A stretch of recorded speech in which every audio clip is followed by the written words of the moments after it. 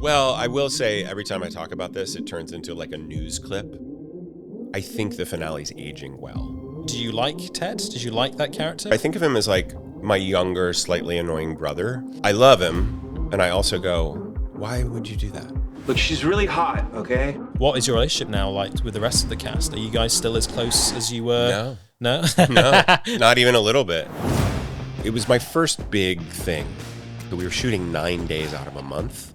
Mondays we would do a table read. Tuesdays we would rehearse for about 3 or 4 hours. As far as like TV shooting schedules go, it was pretty cushy. It's my first time doing a play in London, yeah.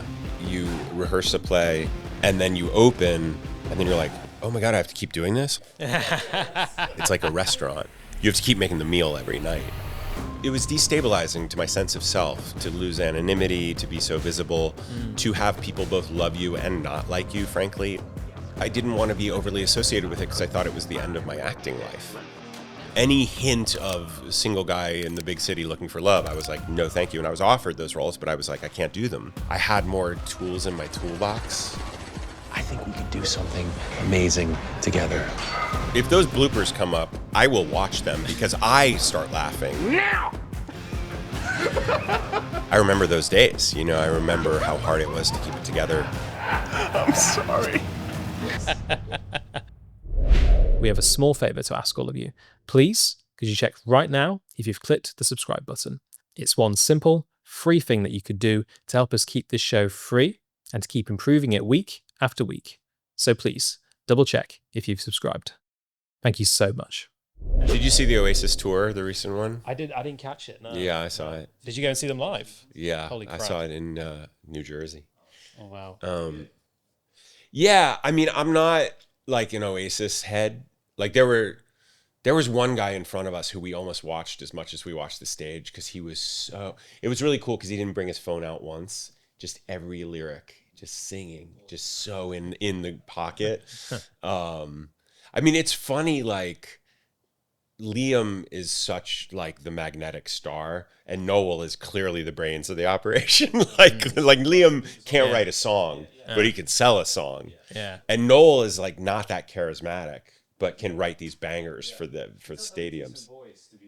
I like some of his songs a lot, but Liam's just a weirdo. Like he's a total weirdo. He's a just character, like yeah. shaking that thing and like he just looks like he's angry at the audience the whole time, and it's wildly captivating. Yeah, people love it, don't they? Yeah, Yeah. yeah. Are Oasis is big? I mean, they're pretty global, aren't they? But in this country, they are like just household names. They're in the DNA. In America, are they as popular? I People love them? think they are now in a weird way. Like I think they got lumped in with a lot of '90s bands, but they have more staying power than a lot of those bands did. Like I think young people now discovered them, and it wasn't just like older people in that audience. Like there were a lot of young people there. Yeah. Yeah. Were you on the Oasis train early? Not really. I just remember like in the 90s, like there were certain tunes that were inescapable, but I never was like Ben Lee, who I made a lot of music with, an Aussie musician. He was really influenced, I think, by Oasis. So, yeah. Well, I was listening back to some of the music you guys made together on Radnor and Lee. Yeah. And it's holds up. You know, it's really, really good Thanks, stuff. man. Yeah, I'm proud of that stuff. Yeah, you seem like you've had your fingers in so many different pies in terms of like, obviously acting, but then music and directing. Like you've jumped around so much, and you've made so much. Yeah. Especially I think the last, I'd say about 15, 16 years. Yeah. You've done a lot of that experimentation. Yeah. Lots of different mediums. Yeah. What is it kind of about? What fuels you to sort of jump around and like experiment and try things out? I think that I was so all about acting. Like I was just like, I'm going to be an actor and I'm going to do this thing. And then I started having success in it, and it almost like weirdly like didn't feel like enough. I don't mean enough in terms of like acclaim or visibility. I mean literally like I had more tools in my toolbox that I wanted to. I'd always been a writer.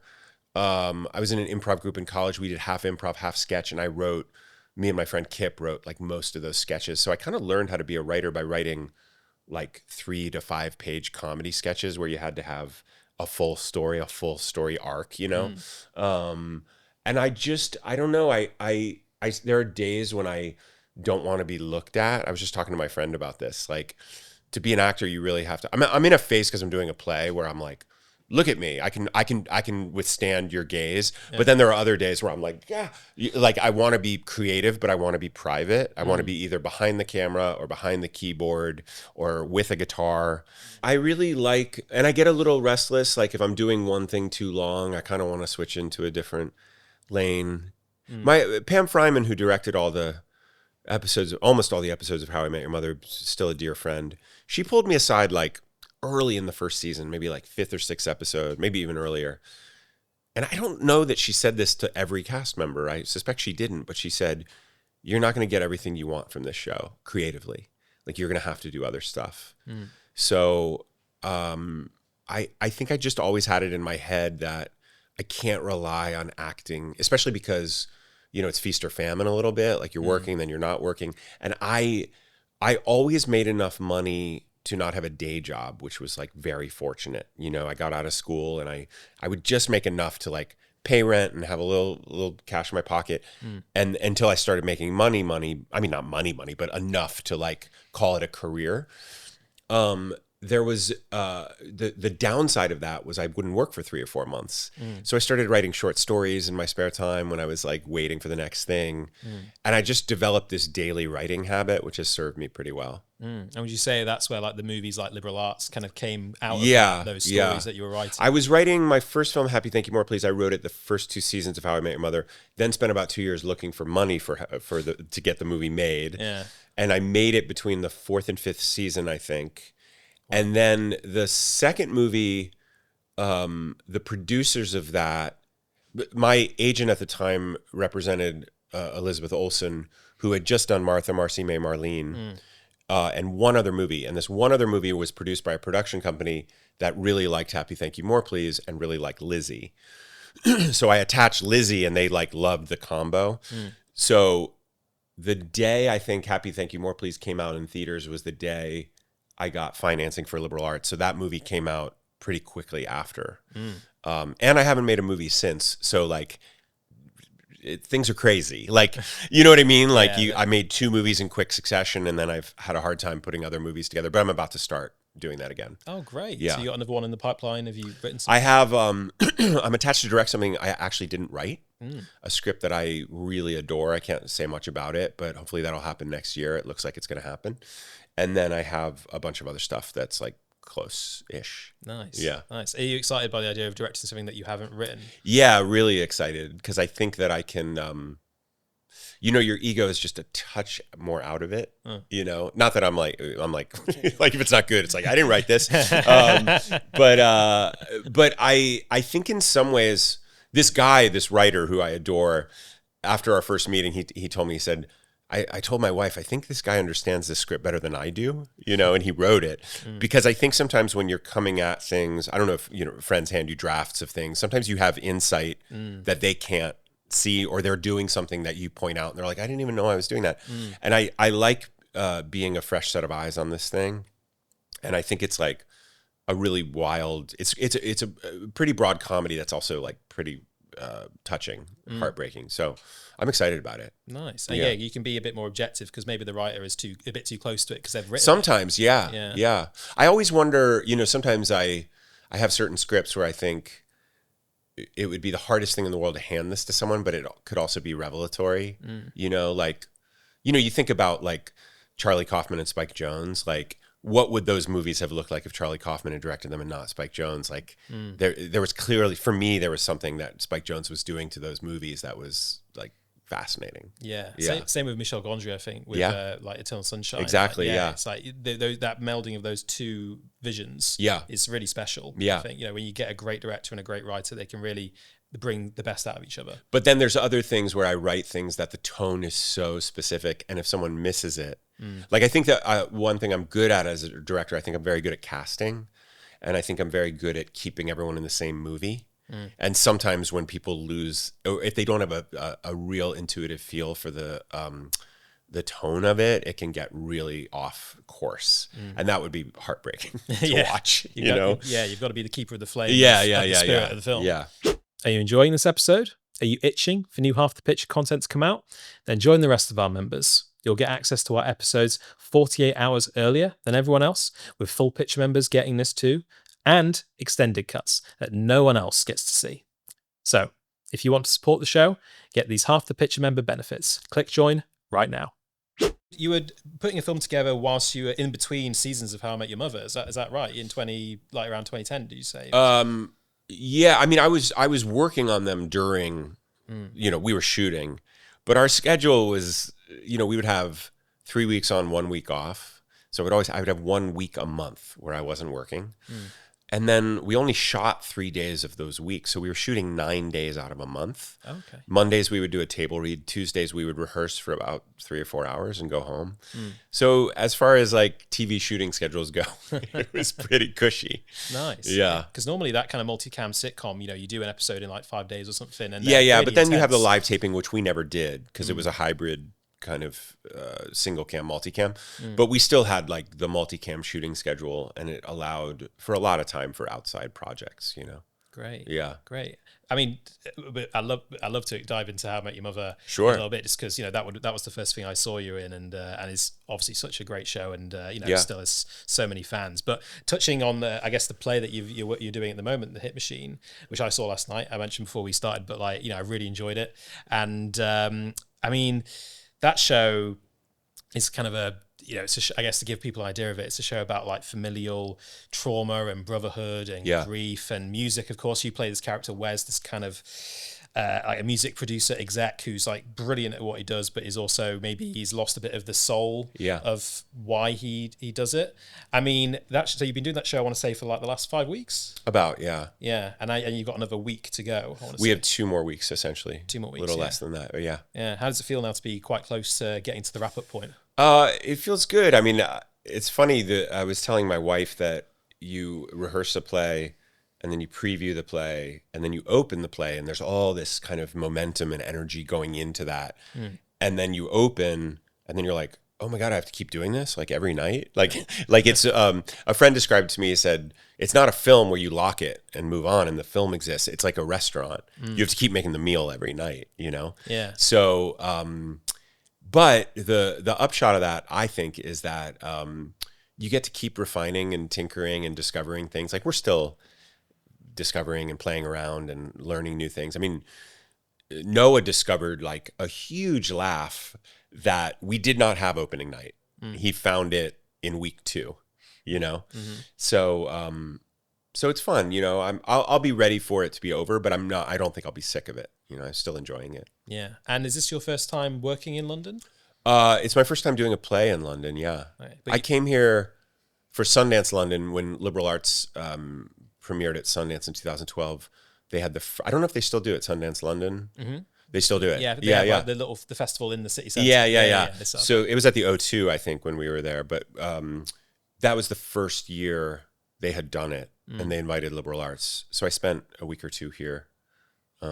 It's where I met Glenn Hansard, actually, who just passed. Oh. And I had posted a video about that on my Instagram. But it was a great time here. But this is the first play I've done. Yeah. Yeah. And how are you finding like living in the city? I'm really enjoying it. I have a 9-month-old baby, and I was nervous to, I didn't know. My wife was actually surprisingly amenable to coming here, and they helped us make it easy for us. And so we've just had a great time. I mean, I think it was actually a great summer to be out of New York. New York was had a hard summer with the air from the fires, and lettuce was poisoned all summer, and it was just like a hard time to be in New York.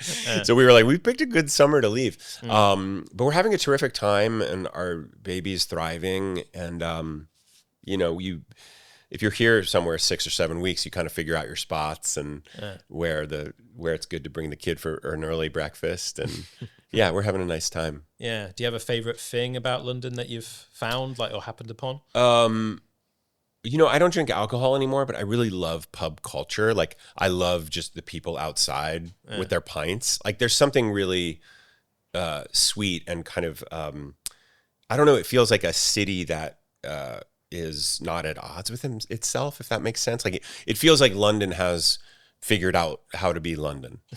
You know what I mean? Like some cities I think have an identity crisis. You're like, this city doesn't know what it is. I feel like London knows what it is. And I like that it's, the theater culture is great. The arts culture, it's very good shopping here. I'm just enjoying, just any street you stroll down, you're kind of like, oh, this is like a charming little corner of this city. So it's been great. It's quite unapologetic, isn't it? I hear what you say about like it's figured out what it is. Because it's so old. It's been around for so long. Is it true? I heard that there's some city ordinance that there has to be a pub every couple blocks or something. Does anyone know if that's true? Do you guys know? Maybe that's an urban myth. I don't know. Maybe. But I love the idea of it, that it's like the pub is so central to the idea of the city that like we need as many as we can get. You know? Well, that's particularly true of London, but I think you go to any major city in the UK and it's basically the same, even if that isn't a rule. It was also fun during the World Cup. I mean, that didn't end well, but it was fun, I'd be walking home from the theater on nights where there were games and there was just people pouring out, and then you'd be walking, you'd hear like an enormous cheer you'd hear it through the whole city. Yeah, or cries of despair. Or cries of despair, yeah. Yeah. Are you a footy fan? Do you watch it? No, only contagiously, like when I'm here. It was funny, I was in New York when the Knicks won, and that was like the most exciting thing. Like the night that the Knicks won in New York was one of the greatest nights to be in New York City. Like the whole city erupted in a spontaneous party. Everyone poured out onto the streets. It was like, it was like nothing I'd ever seen. Touching back on the Hit Machine, because as I say, I watched it last night and I really enjoyed it. It's quite tight. It's a 75-minute play. It's no tight, intermission. No intermission. It's intense. And I was watching your performance, and it's a very physical role. It seems to me. Yeah. I mean, like you have these scenes where like there are things that your character's doing, like he's skipping at one point and he's delivering dialogue, and my jump rope was good last night. It was good. Yeah. It was good. Sometimes I don't get in the, like jump roping is like you have to get in the pocket. Yeah. And for some reason it was very good last night. Like I sometimes mess it up and it gets a laugh because he's kind of like, we're going to work out. And then if I'm not good at jump roping, it looks like ridiculous. But you caught a good jump rope night. Yeah. I guess either way it's a win-win, because if he's good, it works either way. But I'm happier when I can do the full thing. The full gamut, yeah. And it's like there's a lot going on in that character, in that role. It's physical, it's emotional, because as I say, the play is about kind of familial trauma and brotherhood, and it's your character and your brother kind of reckoning with their past and the trauma that's gone on in their family, as well as obviously both being musicians and in the music business. Yeah. And so there's a lot going on in that play and in that character. I mean, what kind of prep did you do out of interest for that role? The playwright's older brother happens to be a big music mogul, and the character's different. Like it's not a straight biographical lift of his brother, but I watched some of these interviews with his brother. I talked to John a lot about it. I also, I was into some hip hop when I was a kid, but it's never been my go-to music, but I listened to a lot of hip hop. I had John make me a lot of mixes. I had my friend Jesse, who's like an old hip hop head, who just made me classic, Tribe Called Quest, Roots kind of mixes. So I just walked around Brooklyn listening to a lot of hip hop and tried to kind of have it enter my bloodstream a little bit more, because I think that Wes and Alex were like, they were like Outkast was their, early Outkast was like their band. So I tried to do that, but a lot of it was more about like getting in touch with a guy who had never been to therapy. Like I've done a lot of like therapy and like healing emotional, things, whether it's in acting context or not.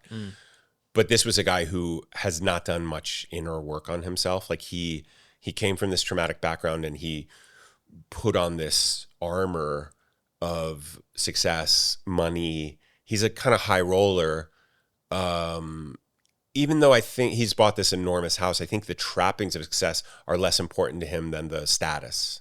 He's very concerned with status. And I think the way he thinks, largely unconsciously, although Alex, his brother, knows this about him, that if he has enough money and has enough success, he's safe. It's a primal fear in him that someone can hurt him again. But if he has a gate and a security system and people around the house and high walls and success. No one can touch him. So I had to get in touch with maybe that fear in me. I don't have, that's not where my fears live, but I had to get in touch with a kind of stoicism, like a guy who, I talked a lot about this. My wife, who's a psychologist, who's just really brilliant about people, and characters. And she said, you're going to have to be brave about being the bad object in this. Because I think that Alex is, the struggling musician, but he's also incredibly charming and funny, and he gets to write all these funny songs. And I just have to kind of, roll my eyes at him or yell at him. So I was worried about that the part of you that wants to be loved by an audience. I had to really work with that, because I was like, he certainly gets redeemed by the end, but I really had to kind of toughen up around, I'm not going to be beloved in every moment in this play. In fact, I'm going to be somewhat villainous, and not a fun, like, he's not like Captain Hook villain where you love to hate him. It's more like he really, especially towards the end, he really does some moves that are just like really tough, vicious, really vicious. And so I had to be brave about that. I had to say, like, yeah, I'm playing a role. And that kind of carapace that Wes has around him, like he's built it up, like you say, he has a house, he has security, he has his front gate, but it's actually all just, it's protection, but it's actually just restricting. Yeah, and it's also like he's protecting a child within him, and you get the feeling he's a good dad. He really cares about his kids. He, no villains think they're bad people. That's a bad villain. It's like, I'm bad. Villains think they're doing the right thing. Road to hell is paved with good intentions, as they say. Yeah. Going from the Hit Machine to then some of your other work, I guess, as an actor specifically. I mean, the first thing I would have seen you in, I mentioned earlier, was How I Met Your Mother. Yeah. Which, of course, was a phenomenal show and was a phenomenon. It was huge in America, was huge over here. Yeah. I mean, in many ways, Britain's kind of the 51st state when it comes to media. Yeah. We get everything that you guys kind of... There's still a lot of How I Met Your Mother fans on the streets of London, I'll tell you that. Because I'm, meeting a lot of them. I was going to say, are you getting like recognized? Yeah, tons. The fan base coming out of the It's so weird because the show went off the air like 12 years ago. Yeah. And I think what's happening is, one is, I think parents grew up watching the show and they're now showing it to their kids. So I think there's this kind of like generational, here, this is an artifact I loved as a kid. And I think it actually holds up well. So, and it's on streaming. So I think it's minting new fans. And I also think that How I Met Your Mother was a bit ahead of its time. Like, the TV landscape, like we were coming out of like Seinfeld era, and the Seinfeld ethos was no hugging, no learning. I don't know if you ever heard of that. Like in the writer's room, they said no hugging, no learning. They didn't want it to be sentimental in any way. Right. How I Met Your Mother was a lot of hugging and a lot of learning, right? It was very not that. I mean, we had some of Seinfeldian like obsessions with like catchphrases and words and little things, but it also had this enormous beating heart that it wore on its sleeve. And I think that like the younger kind of Gen Zers are much more sincere than Gen X, certainly my generation, which was like kind of aloof and ironic. And I think the show lands on them because it's heart forward, And how does it feel to be a part of a show like that, which is connecting with new generations and is being passed down to new people? Well, I've been doing this podcast with Craig Thomas, who's the co-creator, called How We Made Your Mother. And it's a rewatch podcast where we just finished the 3rd season.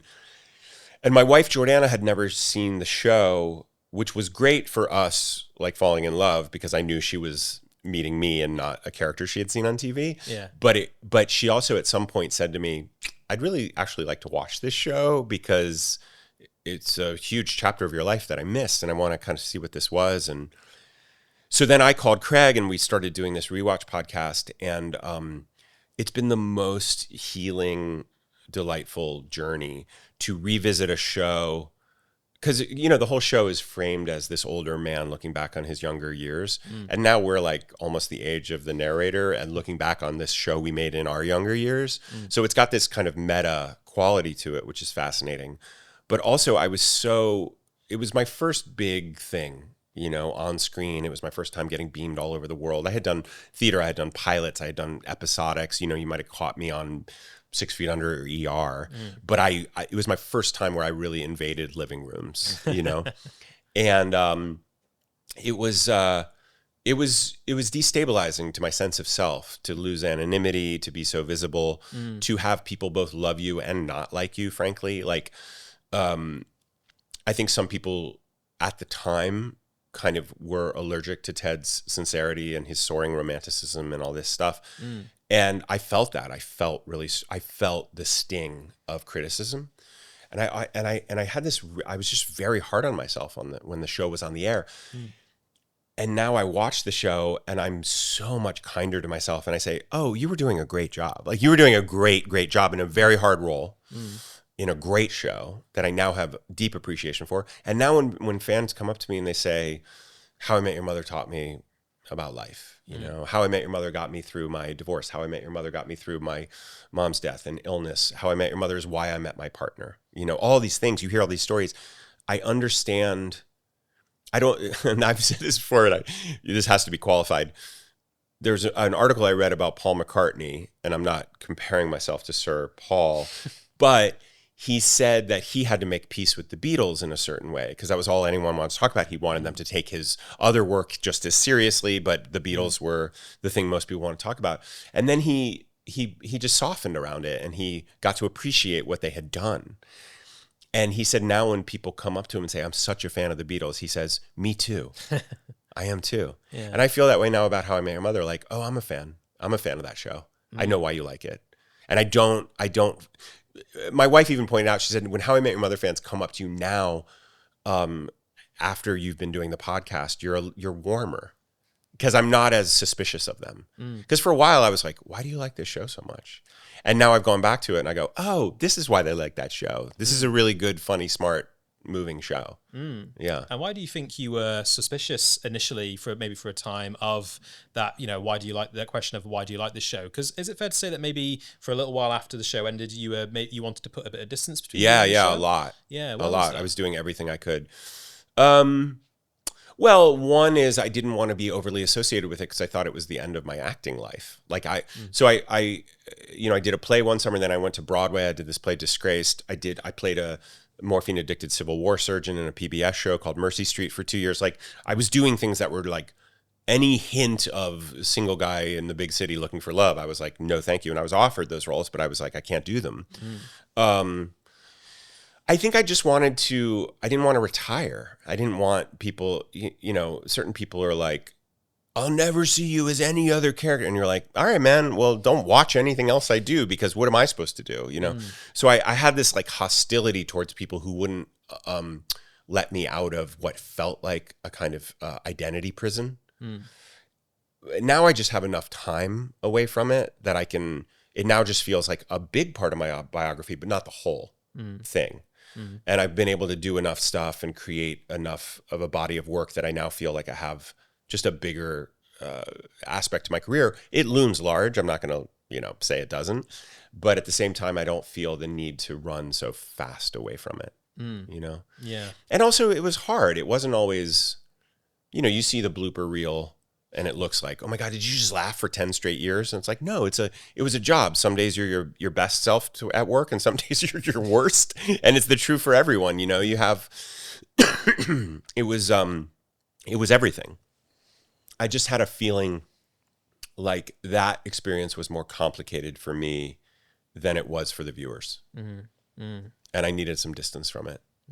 I hear that. And I think I think from what I've read, you're not alone in that feeling. I think Jason Segel was saying like towards the end, it was.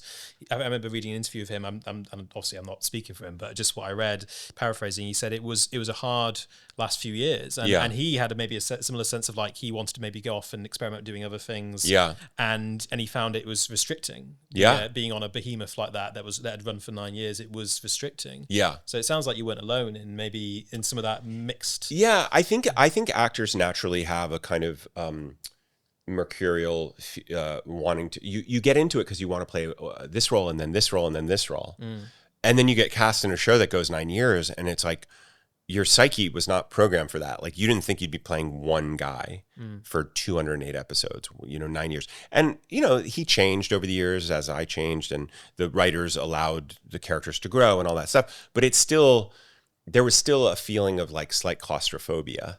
Like, and especially the show becomes more and more famous, and more people think of you as that guy. That was the hardest thing for me, was people thought I was that guy. You go on Twitter and you recommend a book you loved, and people are like, "Oh, you're just like Ted. Ted reads books." And I was like, wait, I couldn't get out of it. It's just like everything and I lent a lot of myself to the character. And then when I wanted him back, it was like people mistook me for the character rather than me creating a character. It was very strange. I don't know. It just led to a lot of like identity confusion, not for me. I knew who I was. My friends knew who I was. I just mean that what was coming back at me was kind of ferocious and almost felt tinged with like a slight hostility. Yeah. I don't know. Yeah, I mean, focusing in for a moment on the character of Ted Mosby. I mean, ostensibly the protagonist really of the show, and he's the narrator. Who's this very sort of warm, charming guy looking for love in the big city, as you say, and he has ideas about what love looks like and what it should be. And I know that, like you were saying there a bit about how some people were a bit allergic to that, and how there's some of the viewers of the show, the fans of the show, think, oh, is he as sort of, I guess, like, not likable per se, but like, those ideas about love. It reminds me when I was looking back at it, like, 500 Days of Summer, and how that movie and how Joseph Gordon-Levitt kind of maybe has similar ideas. Yeah. And people have a mixed relationship with that character. Yeah. I was wondering, do you, as the guy who played him, do you like Ted? Did you like that character? And I kind of, I've said this before, I think of him as like my younger, slightly annoying brother, where I love him, and I respect, I want the best for him. And I also go, why would you do that? Like, why would you behave that way? I think that, a lot of the, what I thought was like the people who were allergic to him, I never hear from those people anymore. Like, I only hear love for him. And again, that could be generational, or it could be like the haters have moved on, but I just don't, for whatever reason, I'm not getting that energy back. I'm getting mostly like a lot of love around him. But there were times where, it's kind of the thing of like, is this romantic or is this illegal? Like, is this like stalking? Is this like, and sometimes, one thing Craig and I are talking about is like, we do a bit of like apologizing for things that were maybe ill-considered, jokes that we thought played well in 2006 and do not play well at all anymore. And that's the risk with a comedy, because comedy, the mores and standards of comedy, it changes as we age and things change. I do think that Ted as a character has aged pretty well, because I think that he was ultimately like a very well-intentioned, sweet, kind, loyal person. I often think that his best qualities were not as a boyfriend, but as a friend. I think he would drop anything for his friends. He really, that was a part I really loved playing of him, was this kind of loyal friend. Yeah. And you really get that in the relationships between like yourself and like Ted and like Marshall and like the other characters. There is such a sort of camaraderie and close knit. You believe that they're all friends. They're all genuine. And it seemed like, when you look back at like the behind the scenes, like the bloopers and the making of the show, it seemed like you guys were also really close. I mean, what is your relationship now like with the rest of the cast? Are you guys still as close as you were? No. No? Not even a little bit. Yeah. No. I mean, I don't mean that in any like dramatic way. It's just, we had Neil on the podcast, and he and I had a really interesting conversation about some of the tension we had on set that was like fascinating and kind of healing. And Jason and I send each other texts every once in a while when something like that reminds us of something funny on set, but I haven't seen him in a really long time. Kobe we had on the show twice. So I've seen her mostly on Zoom. And I have love for all these people, but, and Allie was at my wedding, but I haven't seen her, I don't think, since, so, it's like college, where you have this very intense time together and you think you're going to be, you can't imagine not seeing each other every day, because you've seen each other every day for so long. Yeah. And then it just disperses, and you just go out and live your life. And, you know, Neil lives in New York, but I think the other three live in California mostly. So I'm living my life. Yeah, life just comes in and moves the furniture around, and people go their separate ways. It reminds me of going back to the Beatles, actually, it reminds me of what George said. I think he was asked after John died, someone asked him, you know, you said that John dying hasn't really changed your life much. And he said, well, it hasn't, because we weren't in a working relationship. Obviously, we were still friends, but like, you know, he could still be there now, you know, in New York, you know, for all I know. Right, because I hadn't seen him for years before he passed. Yeah. So, yeah, like people just go their separate ways and have their own lives. Yeah, and I think that there's a yearning, especially when a show is so centered around friendship. People really want to believe that like me and Neil and Jason are like hitting bars in New York City together. Like they really want to believe that. Yeah. And I think it's a little more like family than friends in that you don't get to choose your family. We were cast. We didn't choose each other. And family dynamics come out to play when you're in an environment like that for so long. But you also have love that is quite deep and rich and probably everlasting. But it's not an active love. It's not like like I love Noah, my co-star, and we've only been working together for a couple months, but I feel so close to him because we're in college together. We're in the experience together. And I'm used to seeing him every day, and I'm used to talking to him. And acting is a lot of like little love affairs that you have, and then you move on, you know? Yeah, there's almost like a slightly sort of tribal nomadic aspect maybe. Yeah. Or like, you know, you have those really intense experiences and then you go on to the next Yeah, one. or like an acting troupe or a troubadour is going from town to town. You know, there's an itinerant quality to it. Yeah.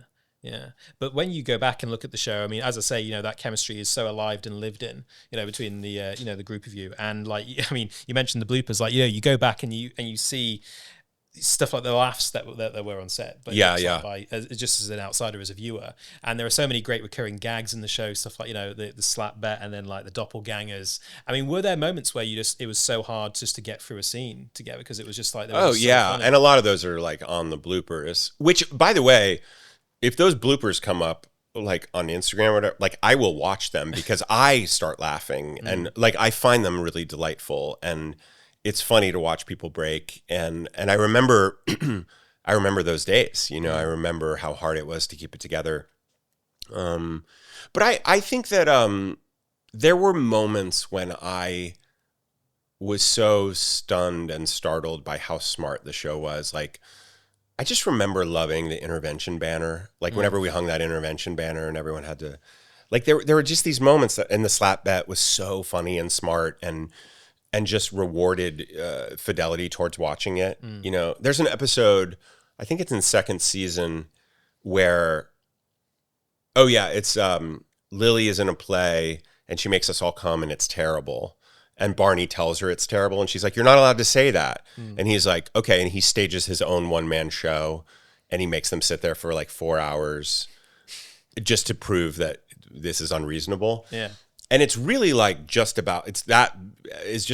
And then at the way end, Marshall walks up and slaps the shit out of him and says like, that's 2 or whatever. But it never talked about the slap bet in that episode. Like you had to have been watching. Yeah. So it's like, it rewards longtime viewers with these runners, you know? Yeah. The network, and I only know this from talking to Craig so deeply about this, but the network was always trying to get them to create episodes that were self-contained, that were not so episodic, that didn't depend on knowing what happened, you know, 12 episodes before.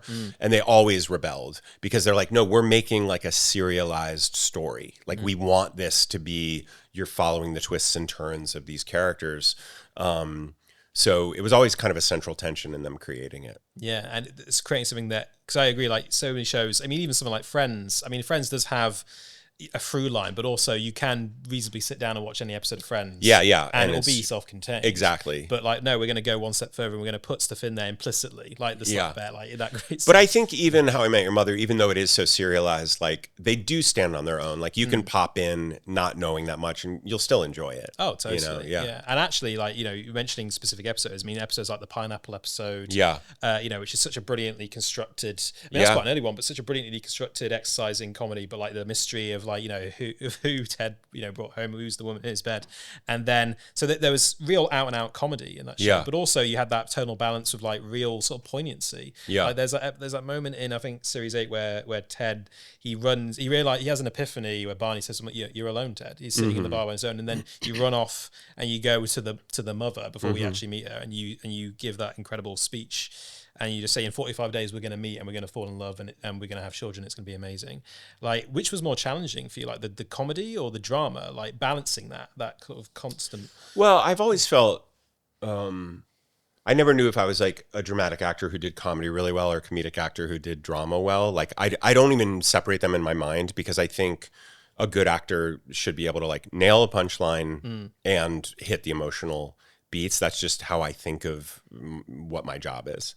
But I certainly had to honor, okay, this is a joke. This is how you stick the landing of this joke. But then I always really I thought that what I was asked to do, you know, any of the 5 of us could sell a joke. Like those were some like high, you know, heavy hitters in comedy. But what I felt like I was asked to do, me specifically, in like the Ted Mosby land, was to really have those moments like the speech at the door and even the speech in the pilot. You know, I'm a terrible boy, you know, I'm not good at being single, but I'd be a great husband. Like that was what I auditioned with. So I think whenever I was given one of those kind of soaring monologues to end the show with, I thought, well, this is what I was really hired for. Like this is what I think I can do. I know why I got this role. I know what the assignment is. And I really liked that. I really liked I described, you know, it was almost like Ted was like an indie film character that was dropped into a sitcom, you know? So I got to have these moments that you don't actually see on a lot of sitcoms, these really sincere moments, which I actually really loved playing. I always looked forward to those. And they're 100% committed. They're, like we were saying about happiness. I mean, a weird comparison, but like, there's no winking at the audience there. Right. It's completely sincere. There's no concession to... Yeah, and I always thought, you know, watching Neil play Barney, watching back at the show, what I think was brilliant about what he did was like, he was both the character and he was fully committed, but there was ever so slight, like a twinkle in his eye. Like I'm playing this crazy character, because Barney himself was a creation. You know, he was not that guy. He created him. So there was always this sense of like artifice, and he was a magician and he always had something up his sleeve. Whereas Ted didn't have that armor, which I think made him, for me, harder to play because there wasn't a lot to hide behind. I didn't have a costume. I was just a very sincere guy, you know, and I had to play him as a very sincere guy to make that work. But then, of course, everyone thinks you must be that guy. Sure. That's the double-edged sword, I guess. Yeah. Yeah. And I hear what you say about like Neil's performance as Barney, like that. You know, that twinkle is almost the reason I think that character is so eye-catching and funny is partly because of that twinkle. Because even though he's doing kind of reprehensible stuff, if someone played it without that twinkle, it would actually be like pretty odious and hard to take. But there was something about the way he did it that felt like it was always a put-on. You know? Yeah. And there are moments when it goes too far, and we talked about that on the podcast, where we're like, the other thing they do is like, Barney, if he goes too far, he always gets a comeuppance. Like the thing about How I Met Your Mother is like, it's a benevolent universe, and there's karma in that universe. Like virtue is rewarded, you know, bad behavior is kind of punished. Yeah. And I think that's also very satisfying for people. Do you have a favorite memory of working with Neil, like, you know, I mean, as Ted and Barney, like those two characters together? Do you have a favorite memory of, I guess, what we're talking about here, that twinkle, that kind of, you know, that camaraderie?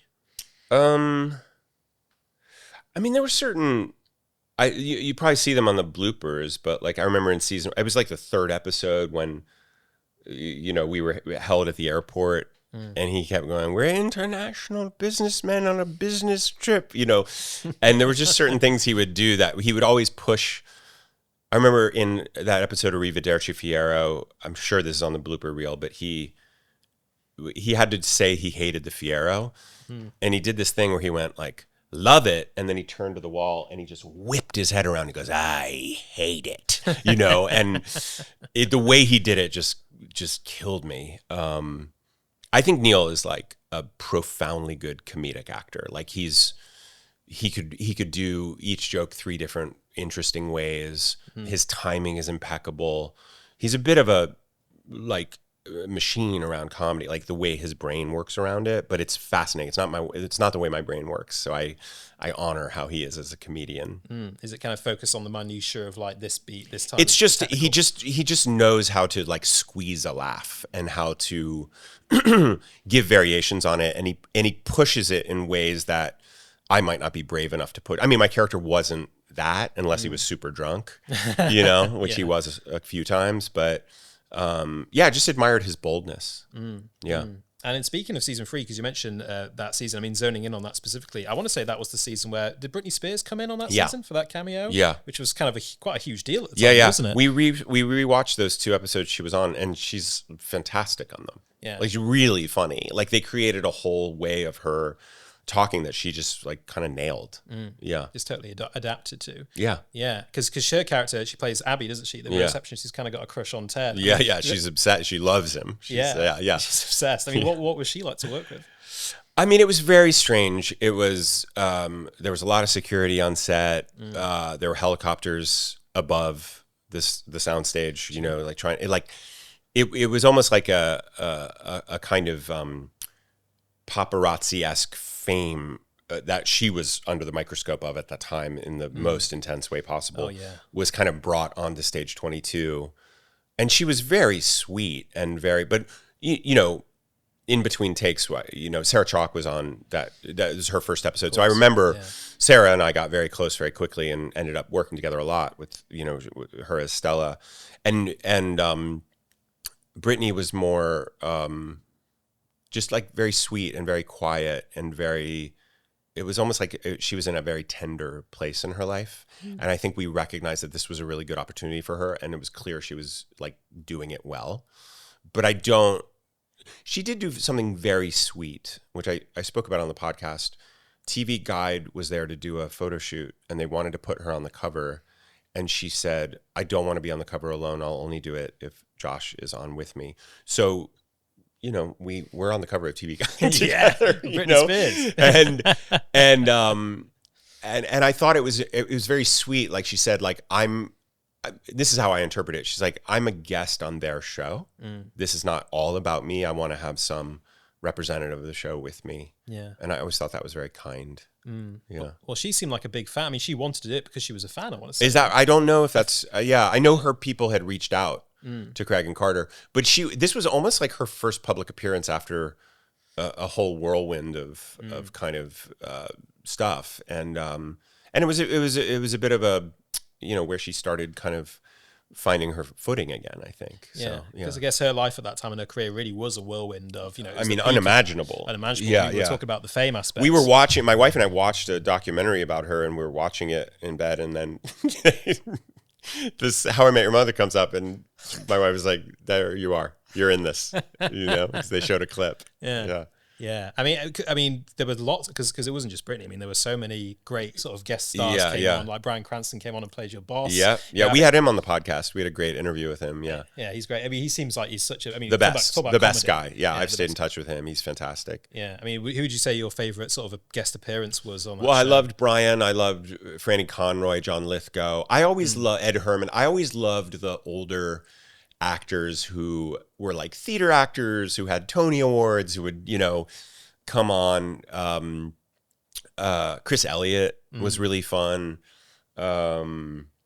Peter Gallagher, like I liked the older actors who would come on and sort of like, what's this kind of or setup? Just like, you know, you could talk to Francis Conroy about 6 Feet Under, you could talk to John Lithgow about whatever, World According to Garp, you know, like there was so many iconic actors that came on. We also had a lot of like pop stars that were on. That was like Katy Perry was one. Katy Perry, Carrie Underwood, who was really sweet, and then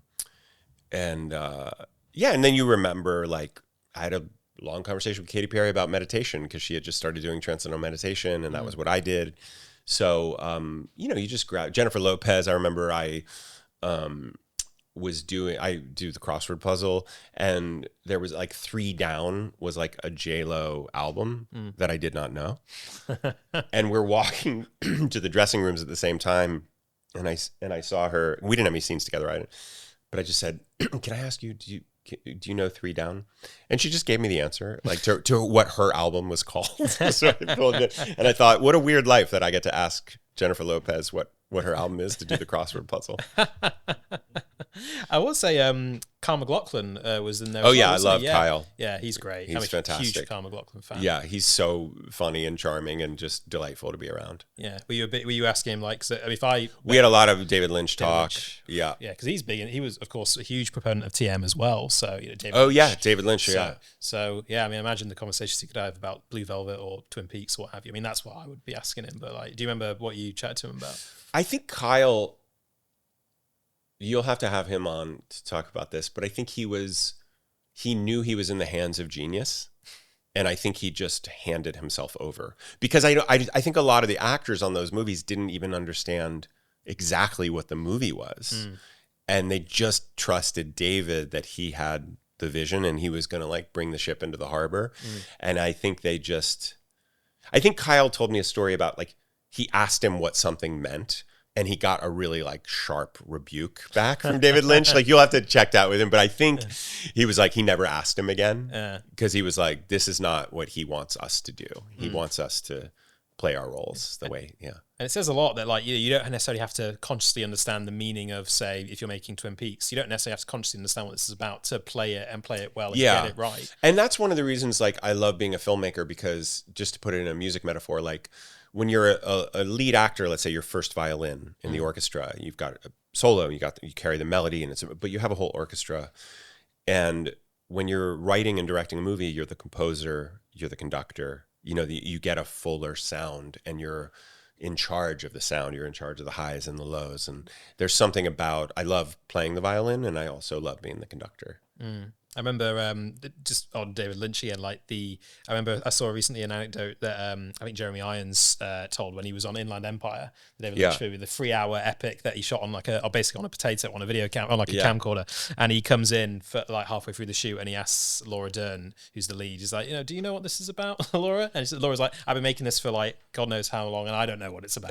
So it's not. Well, what an incredible thing to have that much faith in a director. Like, if he wasn't David Lynch and you didn't know what it was about, you'd be like, I gotta get out of here. Yeah, what we're doing. Yeah. But with David, you just trust in the what do they call it? Trust in the hands of genius, and just like let it play. Yeah. I mean, so going back to How I Met Your Mother, because as you say, the show's been off the air for about 12 years, I want to say, and that ending has kind of, I guess, become one of the parts of the show that fans talk about a lot. It's kind of, I think at the time, maybe some of the fans thought it was a little bit controversial how it ended. Like, I'll say. I don't know. It was kind of, maybe it was the ending that they didn't expect. Yeah. And I was wondering what your thoughts were on it now. It's been 12 years. Well, I will say, every time I talk about this, it turns into like a news clip where they'll clip this and they'll say, Josh Radnor defends HIMYM finale and fans go crazy.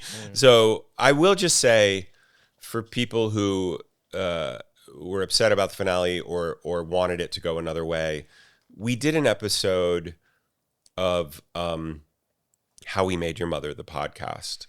And I think it's called How We Met a Fan. And a woman wrote into us that she didn't like the finale. And then this is just spoiler alert for people who... Spoilers for anyone Spoiler, like if you haven't seen the finale of How I Met Your Mother and you're going to, stop watching this right now. But she was in her late 30s or 40, and her husband passed away. He had a heart issue, and they had a young baby. And the day after, or the day of her husband's death, was the premiere of our podcast, and she loved the show. She watched it when it was on, and she was like, oh, this will be a nice thing for me to just sink into. And she left us this gorgeous voice note, which we play on the show, which I could never do justice to because it's so beautiful. But she said, it just hit her like, oh, Ted's wife died. My husband just died. And she said she understood the ending in a completely different way when she experienced this. And it just, the whole show made a different sense to her. My wife is a clinical psychologist, and her PhD thesis was on the connection between love and death, and how an increased awareness of death helps us become more intimate with our loved ones if you know that it's impermanent and people are going away. And I think that when you look back at the show and it's the full arc of it, it's a show about love and death. And I think all great works of art are about love and death. I think those they're the essential ingredients in like a great work of art. So I think that, you know, Alec Lev, who's our producer, but he used to do the podcast that we did when the show was on the air. We did a final podcast once the show had ended. And he said, I think people were angry about the fact of death. They're angry that death invaded their happy world, you know? That benevolent universe. Yeah. But I think that, I will say, and I hope this doesn't turn into a news story, I think the finale's aging well.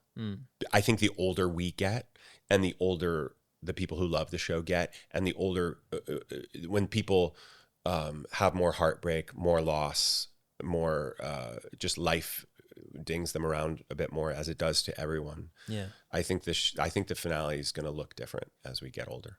I'd agree. And I think if you, like you were saying earlier about the serialization aspect of the series, like if you go back and, like we mentioned, the 45 days blog that Ted has, but like if you go back and watch that after the finale, you realize that it's devastating. Yeah. It's like the impermanence of that. Yes, You're so hyper aware of the impermanence of that relationship, and again, spoiler alert, but like, you know, and what that means. It invests it with so much more pathos, you know, and weight. So I would agree. I think, you know, it is aging well in that context of just infusing what came before with. But when you were doing it, I guess, when you guys were putting that finale together, like, did you have a sense of that? Like, oh, this is infusing like so much. I don't know. It's hard when you're inside of the thing to have, I mean, I probably did the most writing an English paper on the show of anyone in the show, but I was also really good friends with the writers.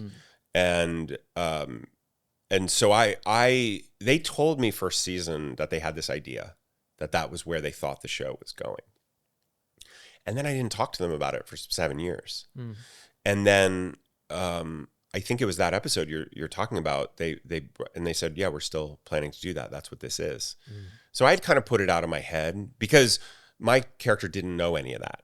So I didn't want to know any of that. Yeah. You know what I mean? Portray that. Yeah. So they had an idea from way earlier, like from 7 years before. They knew where they were going. But I thought they had an opportunity to reroute and do something different, and they were like, this is what we want to do. Yeah, because that's, I guess, the nature of the beast when it comes to that kind of comedy and just like, you know, television, is that, you know, it's constantly evolving. It's the cuts both ways, doesn't it? Because it can evolve into something great, but it's all about, you know, rerouting it. Okay, does this work here? Like, you know, because it's a long form thing. It's complex by the sounds of it to write something like that. Oh my God. I mean, I don't have a brain that is like, here's 9 years of story. Like, I don't know how they did it. Yeah, it's wild. I mean, when you signed up for that gig, knowing that it would be, I guess, quite a long term, did you sign up for you sign 7-year contracts? Like every, you know, TV pilot is like, you don't read it closely. It says 7 years. The fine print. Yeah. I don't know if it's still like that. I think it is. But in Success, you know, you kind of like renegotiate, like they're like, we'll give you a raise, but you got to do 8 years. We'll give you a raise, but you got to do 9 years. So it all changes as it goes. Yeah. Were you nervous about committing to a gig that long? Was that a bit? No, because it was my 4th or 5th pilot. You know, I got fired from my first pilot. The second one, we shot 6 and they aired 3. The third one didn't get picked up by NBC. And the 4th one was How I Met Your Mother. So you don't know, you know, that was the only one that ran all those years. The other ones, you're just like, I'd like to get my health insurance. Sure. You know? Yeah, for sure. Yeah. And I've heard you talk about how, that, you know, 9 years is a long time in any job, but particularly in a gig like that. And you'd mentioned TM, Transcendental Meditation, and that's something that you do. I mean, and actually, I do TM as well. Nice. I've been doing it on Saturday, it will be a year. Oh, nice. I've been doing it, but you've been doing it for a long time. I learned when I was 27. Yeah. Yeah. So I had been doing it for about 2 or 3 years by the time I got on How I Met Your Mother. And how do you think TM has, I guess, impacted your life as an actor, creative artist? How do you think it's affected you? I mean, I think any meditation practice is beneficial. I like TM. Like I did a 10-day Vipassana silent retreat, which is more of a Buddhist form of meditation. It's like involves body scanning and all this stuff. There's no mantra. And I found it to be misery.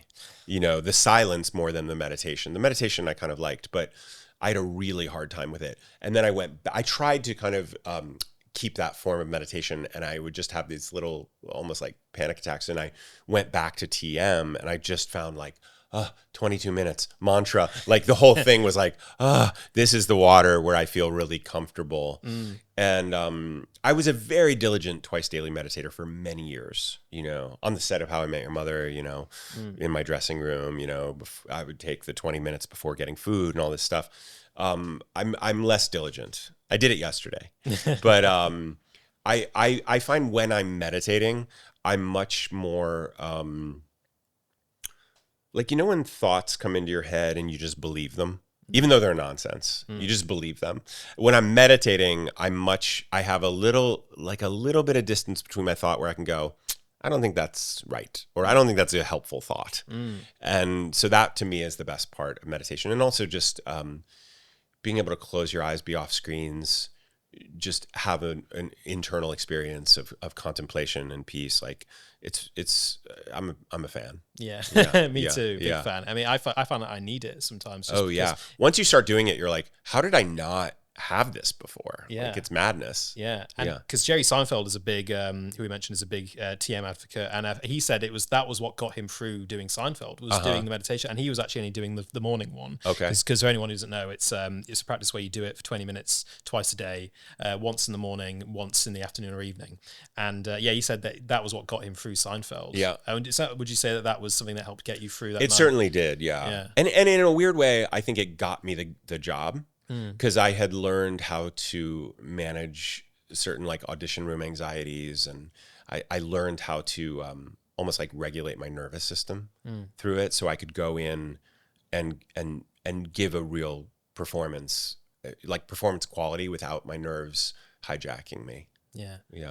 But I agree about how it's hard to like the meditation I always find hardest to build into my day is the second one. The second one's the one. Yeah. That's the one. If you can strategize your day to get the second one in, you're good. Yeah. Yeah. The morning is much easier. It's easy. You just roll out of bed and Yeah. like you just do it. Yeah. It's great. Yeah. But then like, I mean, because I always find like, but you got to be careful because you can be so relaxed that you can fall asleep. Totally. Like, Well, my teacher always said that's fine. Yeah. Like he thought the sleep wake, that little liminal space is fine.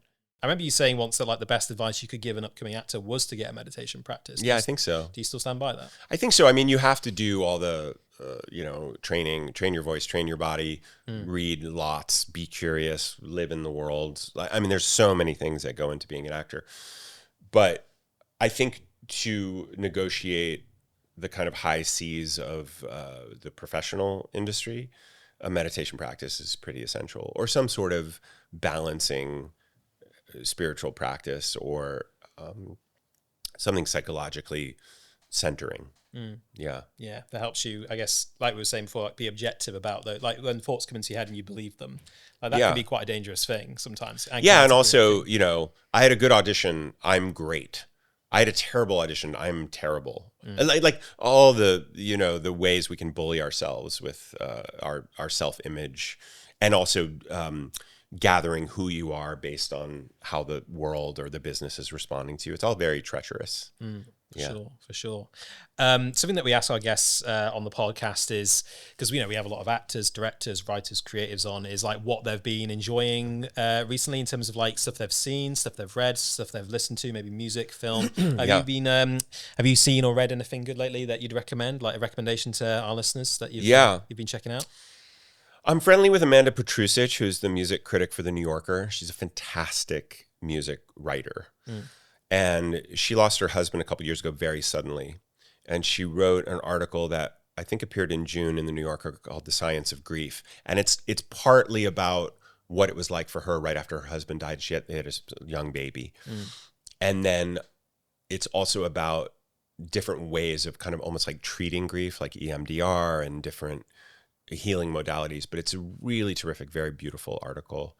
My wife and I have been rewatching Girls, the Lena Dunham series, the HBO series, which I watched maybe like a third of when it was on and really enjoyed, but I never watched the whole thing because we both recently read her memoir, Fame Sick, which I mentioned to you, which is a great read, kind of a harrowing read. And but I'm really stunned by how good Girls is. Like, it's just, I think when it was on, there was so much discourse around it and so much arguing and nonsense that, you know, when a TV show is on, it's really the first draft of the TV show.